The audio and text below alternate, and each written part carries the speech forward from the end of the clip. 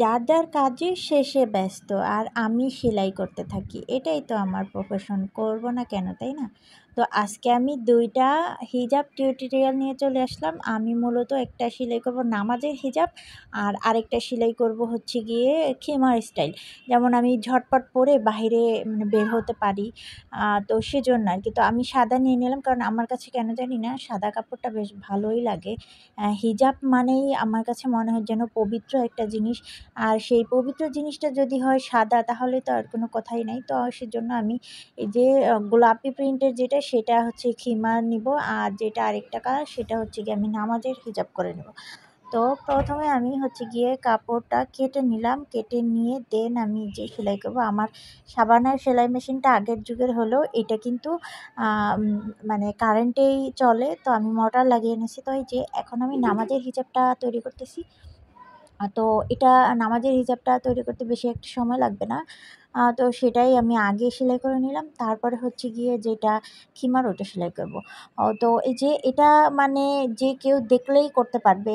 একবারে সহজ, জাস্ট মাথার যে কপালের যেই কাপড়টা হবে মানে কপালের যে পট্টি যেটা দেয় সেইটার ভিতরে ফিউজিং যদি অ্যাটাচ করে নেয় তাহলে কিন্তু খুব সুন্দর একটা ফিনিশিং আসে। তো আমি হচ্ছে গিয়ে ২ টা খিমারে এবং হিজাব ২ টাতেই হচ্ছে গিয়ে আমি ওই ফিউজিংটা আগে আয়রন দিয়ে অ্যাটাচ করে নিছি। তারপরে হচ্ছে গিয়ে এই যে আমি সেলাই করে নিলাম। দেখেন মাথার এই পট্টিটা কিন্তু মানে খুব বেশি পরার পরে দেখা যায় যে খুব সুন্দর লাগে।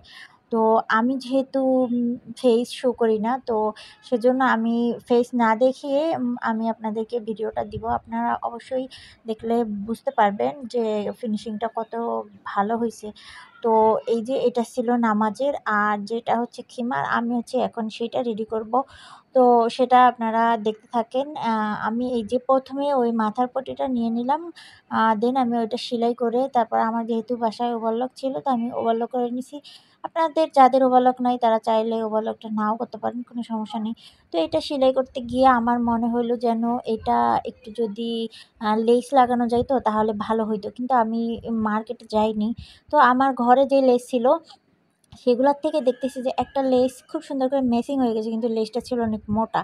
তো আমি কি করছি বুদ্ধি করে লেসের মাঝ বরাবর কেটে এটাকে মানে ২ টা লেয়ার করে নিছি। তারপরে আমি সুন্দর করে একবারে মানে যেই জায়গায় আরকি দেওয়া উচিত মানে আমি হাতায় তারপরে হচ্ছে গিয়ে আমি সামনে যে ২ টা পার্ট দিছি সেগুলোতেও আরকি সবগুলোতে আমি মানে লেসটা দিয়ে দিছি। আমার লেসটা একবারে মানে বরাবর হইছে। তো এই যে দেখেন হাতায় একটু রাবারও দিয়ে দিলাম। এটা মানে হাতার ডিজাইনটা আমার কাছে বেশ ভালোই লাগছে।